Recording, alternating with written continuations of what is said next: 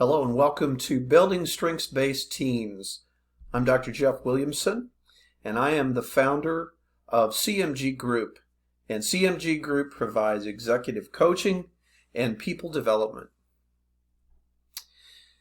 I'd like to walk you through a quick overview of what we'll be talking about here in the next few minutes together on this topic. First, I'd like to give you just a quick introduction to the strengths approach. In case you have not had any familiarity prior to today, to the strengths approach, this is something that grew out of psychology, out of positive psychology that is more common today. But back in the 90s, several researchers, a couple of them, Dr. Donald Clifton and Martin Seligman, began to develop this idea that we were going to be better and do better and learn and grow more if we approach life and responsibilities and our work from a strengths perspective. Much of what had been done prior to that time was more based on a mental health model that was focused on let's identify what's wrong with you and then we'll fix you. But I want to tell you that you don't need fixed because you're not broken. You have room to grow, you have room to get stronger and do things better. But we'll talk about that some as we go along to kind of give you a better context of what the strengths approach really focuses on. So my strengths journey began over 20 years ago. I was a doctoral student at the time and was doing research for my doctoral dissertation topic, and I came across this idea of a strengths approach and what it could do in people's lives. And so I conducted my dissertation research, which I'll spare you the details on that. If you want to know more, you can contact me. But I researched the impact of strengths training on first-time college students and partnered with the Gallup organization to conduct that research. So going back to about 2000 was when I began to really develop a focus and to research deeply into what strengths was all about. So for this conversation here, I'm not assuming that you've taken a strengths assessment. There are several available that I'll refer to a little bit later in the presentation. But I wanted to give you in this time some ways that you can measure your own strengths even without an external assessment or a tool that might be helpful for you to do that. So we'll look at that a little bit also as we go along. I will give you some examples. There are many that can be used. I'll note 2-3 particularly that are most common in my knowledge base. And then finally, I really want to spend the bulk of our time in looking at what would be some action steps for building a strengths-based team where you are and some reasons why I believe you would want to do that. So let's dig in. So you're sitting there thinking, okay, I haven't taken a strengths assessment myself. How can I do that? Well, here's the first of 4 areas that I would suggest that you can begin to think about your strengths. And first of all is to just have a self-appreciation, and I might preface there too, a self-awareness, to take some time to just simply identify some of the things that you are good at, some of the things that you know about yourself that are things you can recognize. Not everybody has a particular strength. There's so many different ones. So it begins with having a self-appreciation of some of the traits and characteristics about yourself. Another way to take a look at your own strengths is to think about writing down your plans for the future or thinking about strategic planning for the future. We typically will write things down or want to do things in the future that are aligned with our strengths, that are aligned with the abilities, the talents that we have.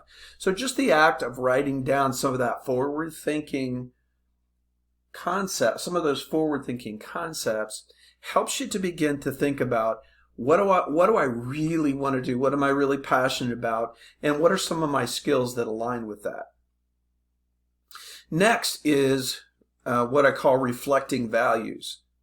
And by that I mean to take a little bit of an inventory just mentally of yourself about what are your values.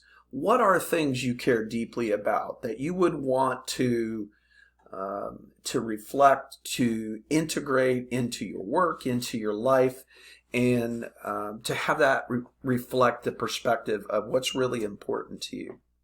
And then, of course, the fourth thing is to ask people for feedback.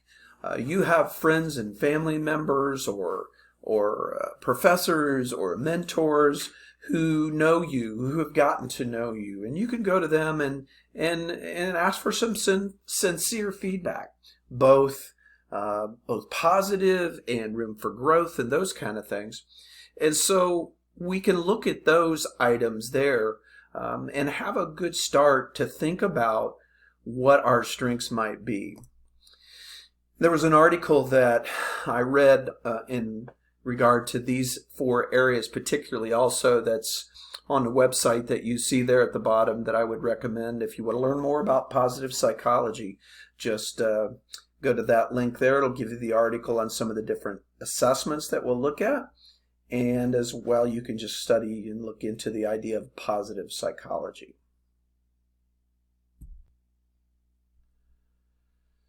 So next, let's take a look at some of the assessments that are out there.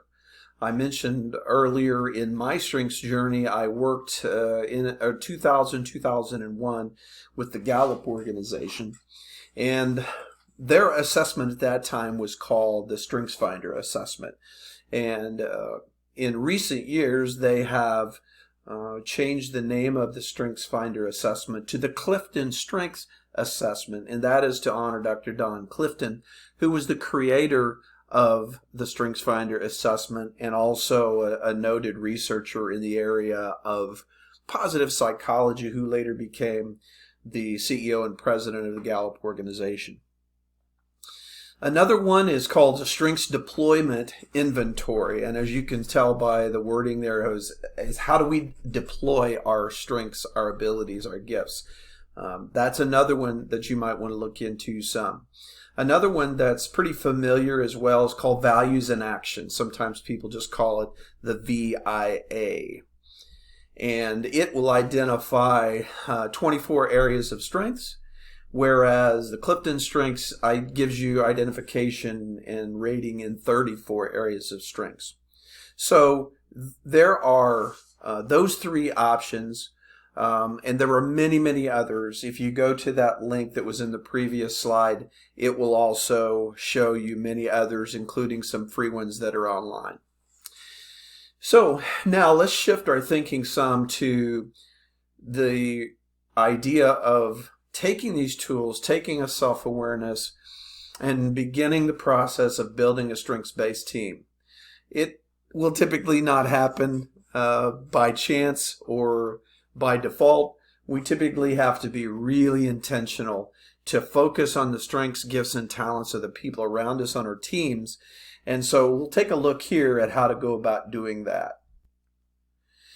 So when we talk about strengths and building strengths-based teams, the topic of culture almost always comes up.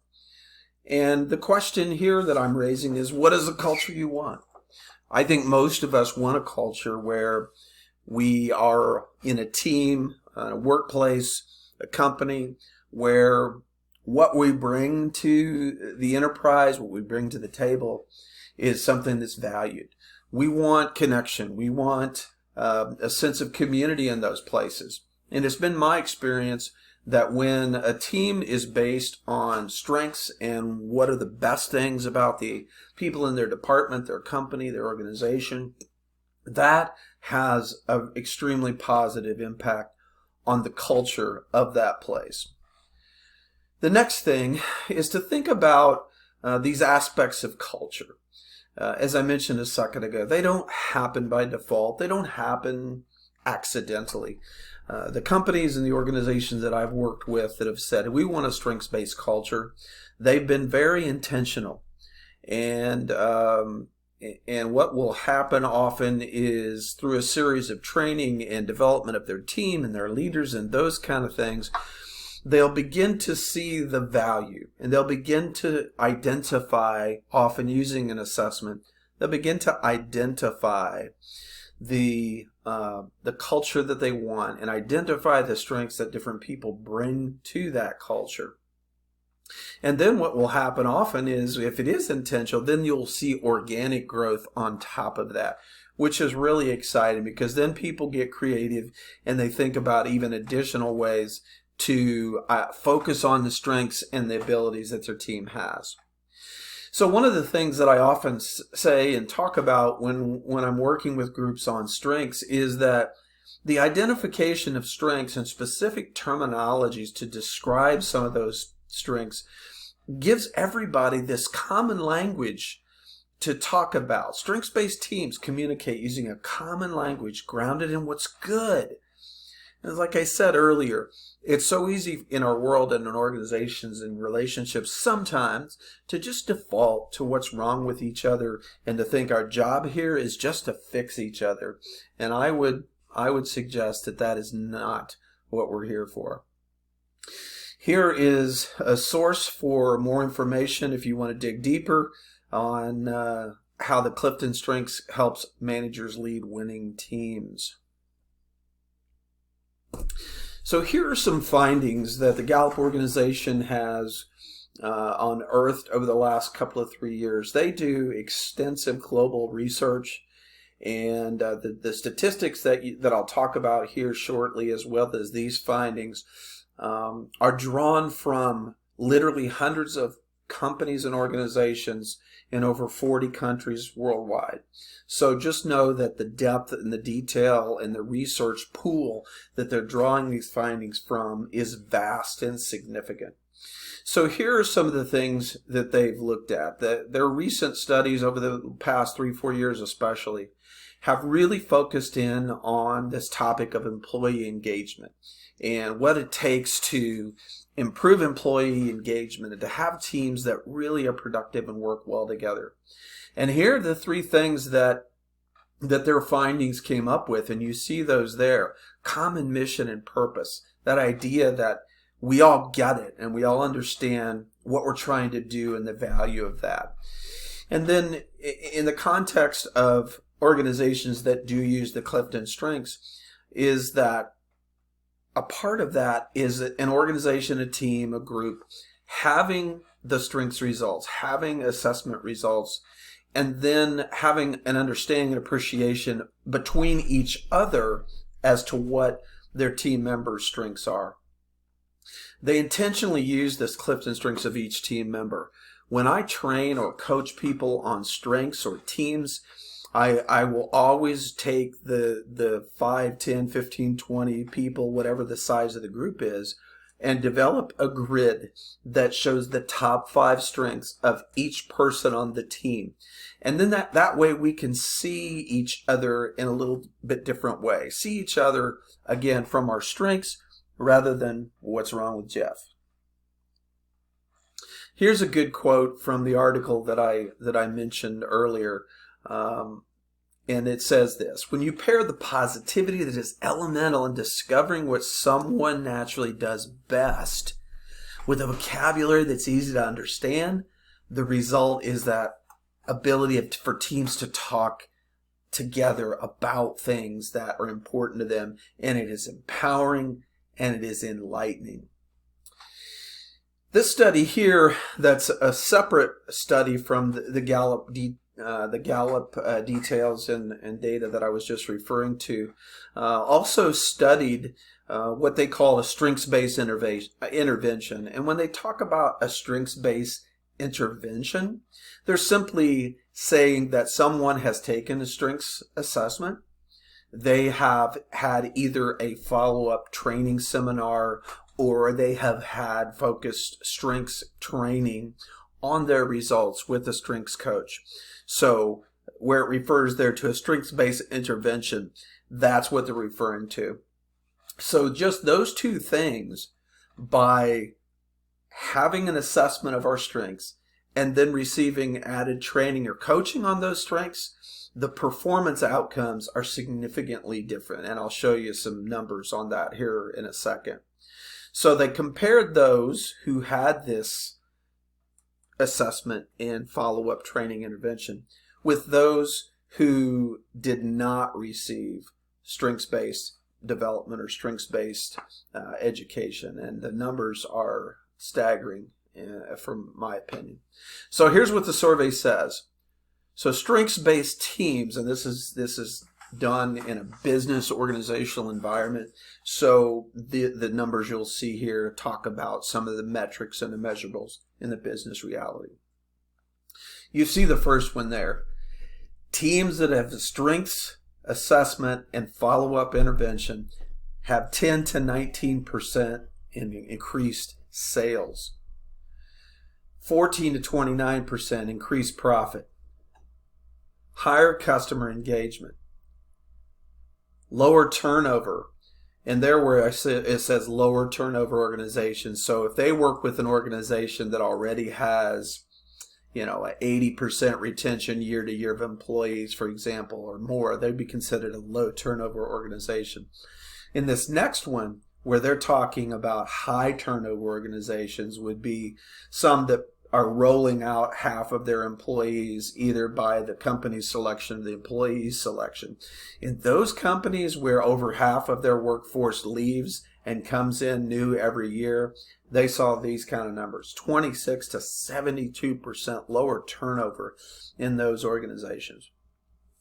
And then in this important area of employee engagement, those who had strengths training and follow-up intervention saw a 9 to 15% increase in engaged employees. You think about that in terms of what that does for some of the other ROI measurables. And then finally, this one has always been fascinating to me, and I'd love to learn. I need to learn more about it. But to see these big numbers in manufacturing and product development kinds of environments, 22 to 59% fewer safety incidents. I think we could probably talk the whole hour on some of the possibilities of why that is. But you see those here as some specific measurable outcomes that, again, were drawn from over 40 countries, dozens and dozens of organizations across the globe. So next, let's continue to think some here about employee engagement. When you look at this number, I always just think this is sad. This is really sad. Of all the people globally who are working day after day, working in organizations, according to Gallup's research of over 1 million people in 40 countries, 13% of those employees identify themselves as engaged. And I think we can do better than that. That is really sad. However, here's some differences. Again, going back to the idea of teams, companies, and groups that have a focus on their strengths. Look at this. Almost 7 in 10 employees who strongly agree their manager focuses on their strengths or positive characteristics are engaged. So you're smart people. You can do the difference on these numbers. That's a major difference. Simply because a manager consistently focuses on strengths and the best things about their employees. Not denying their weaknesses, not ignoring what needs to be improved on. I'll talk about that a little bit here in a second. Just some really, really impressive numbers. Now, if we were together in person, and when I do this presentation, typically we take some time with groups and breakouts and pair off or around your table and those kind of things. So as you're watching this recorded presentation, I would encourage you to hit the pause button here and either think through these individually, or certainly if you are working with a team at your university, at your company, at your organization, and spend a few minutes reflecting on these questions, and then have some discussion together with the people around you. So again, going back to our earlier discussion about, thinking about what your strengths and talents are. Obviously, If you take an assessment, that'll give you some more added feedback. But think then about contribution to the teams and how you could work better together with your group by focusing on strengths.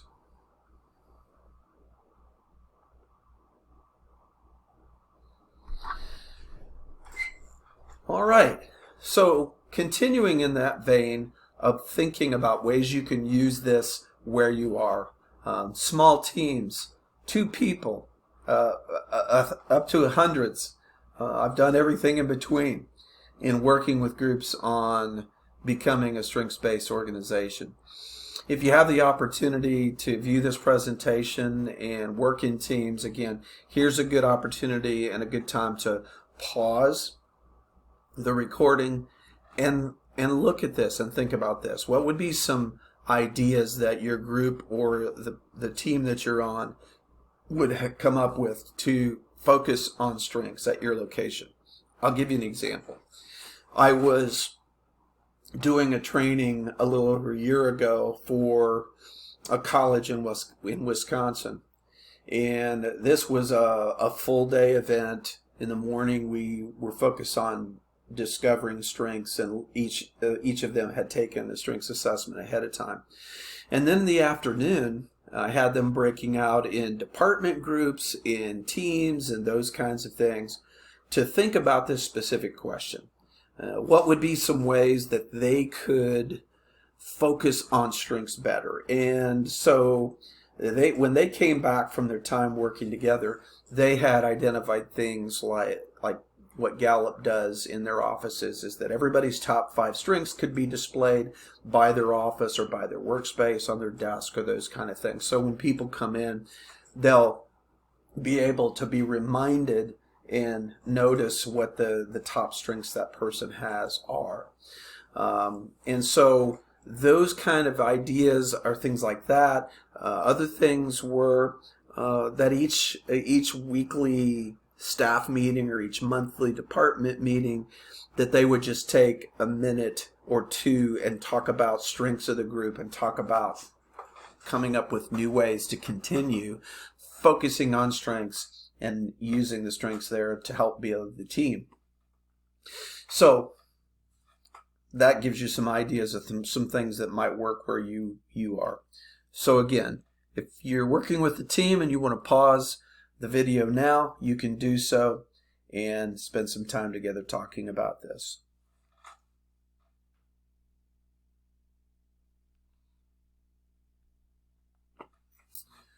All right, so we continue on and nearing the wrap-up of this.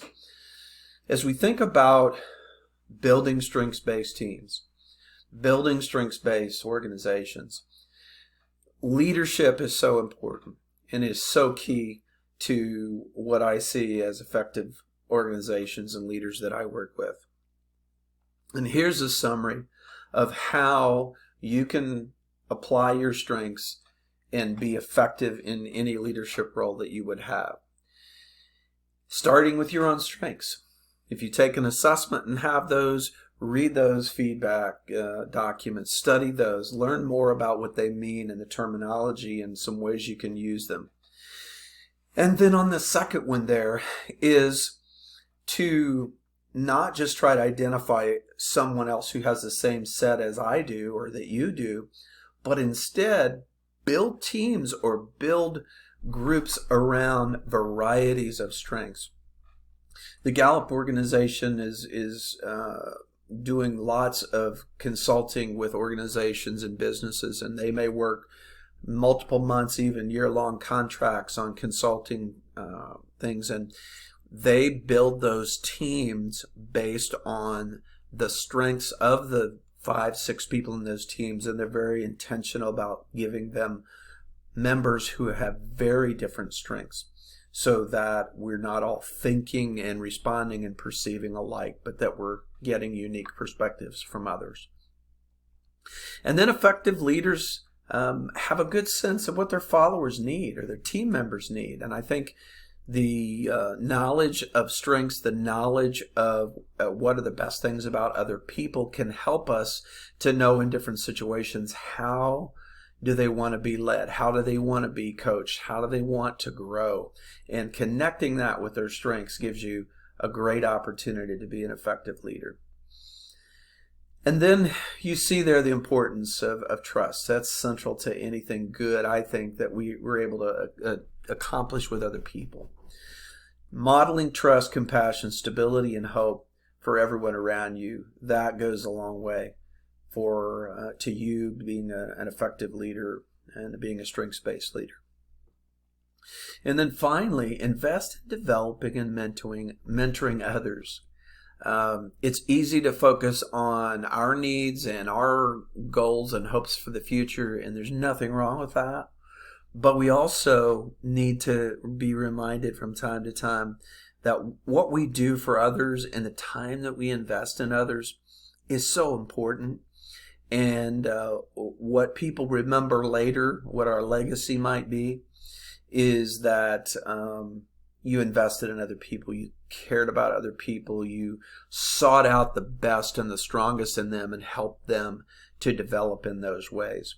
So I would encourage you in those areas, especially as leaders, to keep these things in mind. Finally, here's my contact information.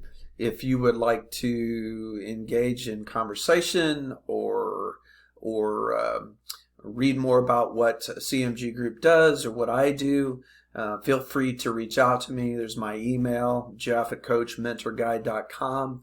You see my mobile number as well as where you can connect with me on social media. I hope this is helpful to you. I hope you find value in that, and that perhaps our paths can cross some point ahead in the future. And here are all of the reference sources that I utilized in putting this presentation together. If you'd like to learn more, you can go there and dig in and study those sources. So thank you. Thank you for your time and your attention to this. I hope it's valuable, and I'll see you all soon. Bye.